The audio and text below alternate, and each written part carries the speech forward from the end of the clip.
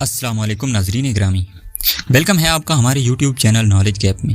آج کی ہماری ویڈیو سینئر صحافی حامد میر کی ایک رپورٹ اور تبصرے سے ماخوذ ہے۔ ناظرین گرامی، اسرائیل اور ایران کی 12 دنوں کی جنگ نے اسرائیل اور بھارت کے پاکستان کے خلاف نئی جنگی منصوبوں کو بھی بے نقاب کر دیا ہے۔ اب جنوبی ایشیا کے سر پر ایک نئی جنگ کا خطرہ منڈلا رہا ہے۔ یہ خطرہ کوئی خیال ہی نہیں بلکہ حقیقت ہے۔ بھارت اور اسرائیل کے تعلقات کی وضاحت۔ آج ہم آپ کو کچھ ایسے ثبوت دکھائیں گے جن سے آپ کو اس گٹھ جوڑ کا واضح پتہ چل جائے گا۔ یہ اب کوئی راز نہیں رہا کہ بھارتی وزیر اعظم نریندر مودی اور اسرائیلی وزیر اعظم نیتن یاہو آپس میں بھائی بھائی بن چکے ہیں۔ امریکی جریدے فورن پالیسی نے کئی بار ان کے بڑھتے ہوئے عسکری اتحاد پر رپورٹس شائع کی ہیں۔ جنوبی افریقی صحافی آزاد عیسیٰ، جن کی کتاب ہاسٹائل ہوم لینڈز بہت مشہور ہے، کہتے ہیں کہ بھارت کی اسرائیل سے قربت کی جڑیں اینٹی مسلم ذہنیت میں پیوست ہیں۔ ہندوتوا اور زیونسٹ نظریات، یہ دو افراد کی نہیں بلکہ دو نظریات کی ملی بھگت ہے۔ ایک طرف صہیونیت، دوسری طرف ہندوتوا۔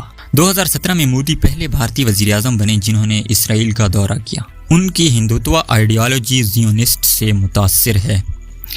کئی ہندو قوم پرست کھلے عام کشمیر کے مسئلے کا اسرائیلی طرز کا حل نکالنے کا مطالبہ کر چکے ہیں، جس میں مسلم اکثریتی علاقوں کی آبادیاتی تبدیلی ہے، اسلحہ خریداری اور بدلے کی منصوبہ بندی۔ اب بھارت چپکے نہ صرف اسرائیل بلکہ کئی مغربی ممالک سے بھی بڑی تعداد میں اسلحہ خرید رہا ہے۔ مئی 2025 میں پاکستان سے شکست کے بعد بھارتی اسٹیبلشمنٹ بدلے کی آگ میں جل رہی ہے اور اسرائیل کی مدد سے دوبارہ حملے کی تیاری کر رہی ہے۔ اسرائیل میں بھی بہت لوگ پاکستان سے ناراض ہیں کہ اس نے حالیہ 12 دن کی جنگ میں ایران کی حمایت کی ہے۔ یہ پوسٹ ایکس پر ایک اسرائیلی پروفیسر کی ہے جو ہیبرو یونیورسٹی یروشلم میں ڈائریکٹر آف جیو پولیٹکس ہیں۔